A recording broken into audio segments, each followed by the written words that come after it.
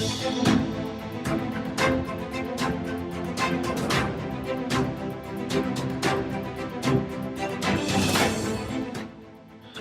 में 22 जनवरी को होने वाली प्राण प्रतिष्ठा की सभी तैयारियां पूरी हो चुकी हैं।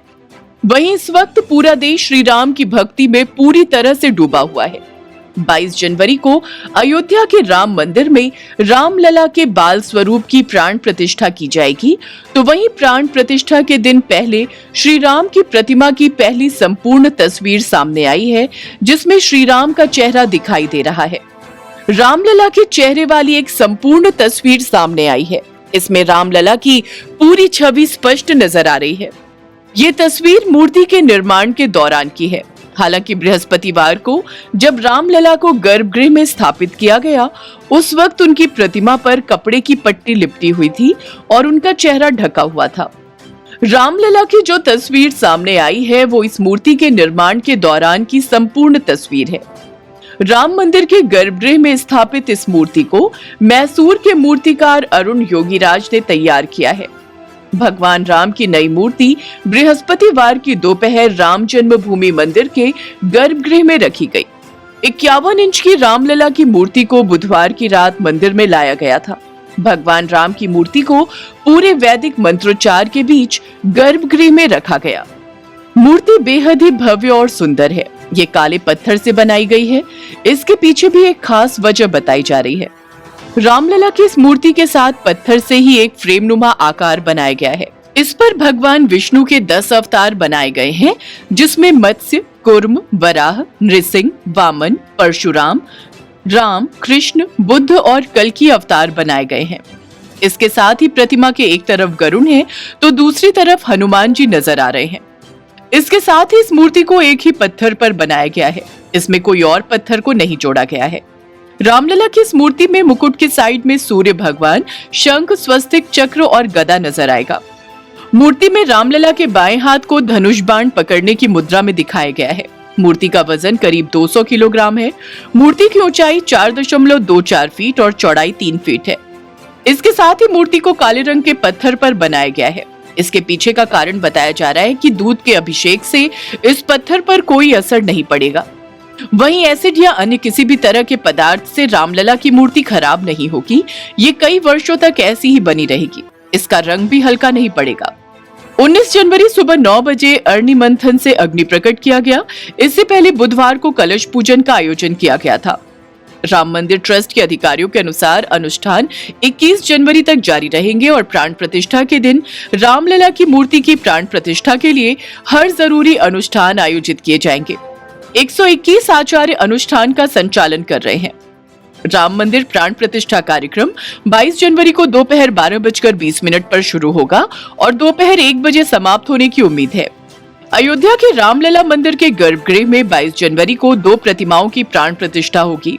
इनमें से एक तो 200 किलो की श्यामवर्ण प्रतिमा है, जिसे कर्नाटक के मूर्तिकार अरुण योगीराज ने बनाया है। दूसरी प्रतिमा 10 किलो चांदी की होगी।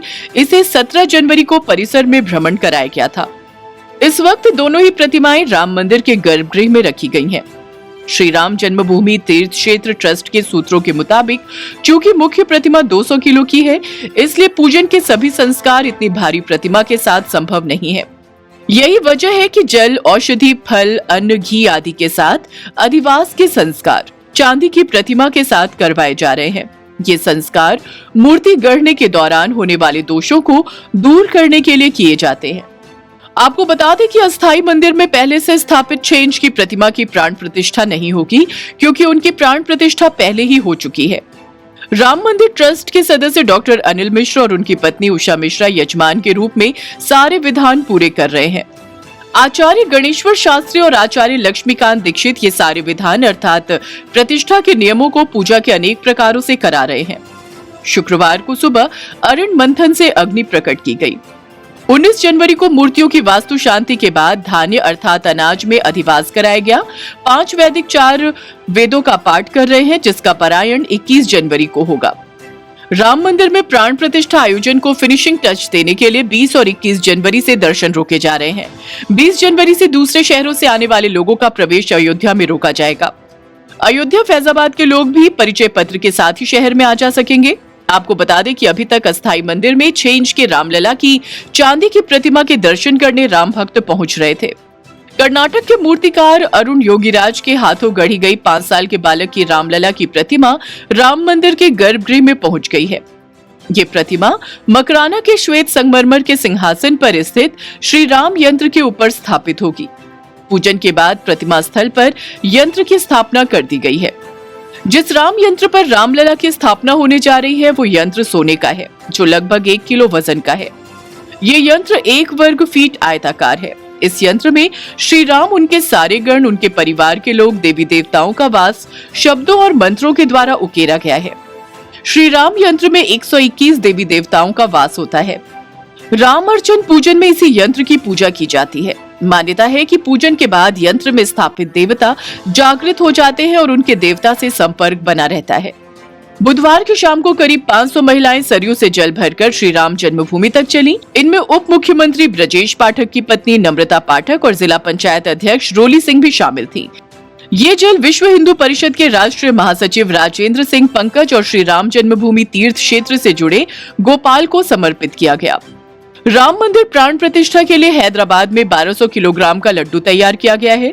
लड्डू का भोग 22 जनवरी को श्री राम को लगाया जाएगा। इस लड्डू को बनाने के लिए 30 लोगों ने 24 घंटे तक लगातार काम किया। काजू, पिस्ता और बादाम से बने इस लड्डू पर सिल्वर वर्क लगाया गया है। 1200 किलो के इस लड्डू पर जय श्री राम लिखा है। हैदराबाद के श्री राम कैटरिंग सर्विस ने इस खास लड्डू को तैयार किया है। रामलला के भोग के लिए तैयार किए गए इस लड्डू को रेफ्रिजरेटेड कांच के डिब्बे में रखकर अयोध्या भेजा गया। प्रधानमंत्री नरेंद्र मोदी 22 जनवरी को मंदिर में प्राण प्रतिष्ठा समारोह में शामिल होंगे, जिसके अगले दिन मंदिर जनता के लिए खोले जाने की उम्मीद है। अगर आपको हमारा ये वीडियो पसंद आया हो तो इसे लाइक, शेयर और चैनल को सब्सक्राइब जरूर करें।